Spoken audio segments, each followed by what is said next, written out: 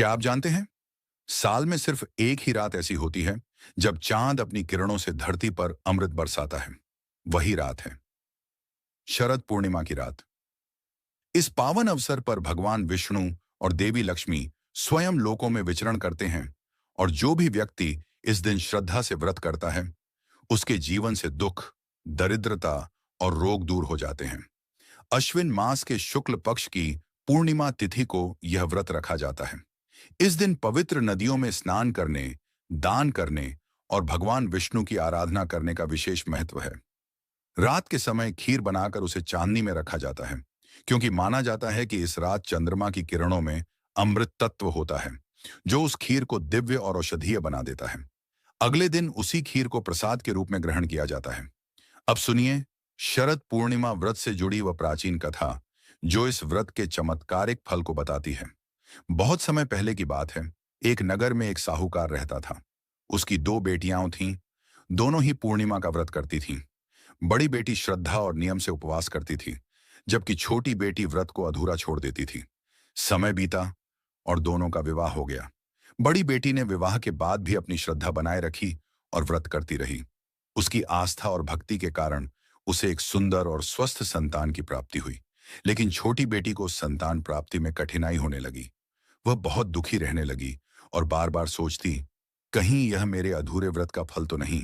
कुछ समय बाद छोटी बेटी ने अपने पति के साथ ब्राह्मणों को बुलाया और अपनी कुंडली दिखाकर पूछा, आखिर हमारे जीवन में संतान सुख की प्राप्ति क्यों नहीं हो रही। ब्राह्मणों ने ध्यानपूर्वक कुंडली देखी और बोले, तुमने पहले जब शरद पूर्णिमा का व्रत किया था, तब उसे अधूरा छोड़ दिया था। व्रत को अधूरा छोड़ने से इसका फल विपरीत होता है। यदि तुम इस बार विधि विधान से व्रत करोगी, तो तुम्हें अवश्य संतान सुख प्राप्त होगा। ब्राह्मणों के बताए अनुसार छोटी बेटी ने अगली शरद पूर्णिमा पर पूरी श्रद्धा, भक्ति और नियम के साथ व्रत किया। भगवान विष्णु और माता लक्ष्मी से आशीर्वाद मांगा। उसके व्रत के फल स्वरूप उसे एक सुंदर कन्या का जन्म हुआ। लेकिन दुर्भाग्य से वह बच्ची कुछ ही दिनों में चल बसी। यह देखकर साहूकार की छोटी बेटी का हृदय टूट गया। वह उस नन्ही बालिका को पीढ़े पर लिटाकर कपड़े से ढककर रोती रही। फिर उसने अपनी बड़ी बहन को बुलाया और कहा, दीदी जरा यहां बैठ जाइए। बड़ी बहन जैसे ही उस पीढ़े पर बैठी, अचानक कमरे में बच्चे के रोने की आवाज गूंज उठी। सब लोग अचंभित रह गए। बड़ी बहन ने हैरान होकर कहा, क्या तुम मुझ पर दोष लगा रही हो? यह तो पहले से मृत था।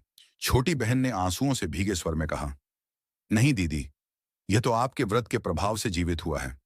आपकी श्रद्धा और शरद पूर्णिमा व्रत की शक्ति से मेरे बच्चे को पुनः जीवन मिल गया। उस पल पूरा नगर उस चमत्कार से भर उठा। लोगों ने देखा कि शरद पूर्णिमा के व्रत में कितना महान प्रभाव है। बड़ी बहन के व्रत की आस्था और भगवान विष्णु की कृपा से मृत शिशु में भी प्राण लौट आए। तभी से शरद पूर्णिमा व्रत का महत्व और भी बढ़ गया। कहा जाता है, जो भी व्यक्ति इस दिन सच्चे मन से व्रत करता है, उसके घर में सुख, संतान और समृद्धि का वास होता है। उसका जीवन अमृत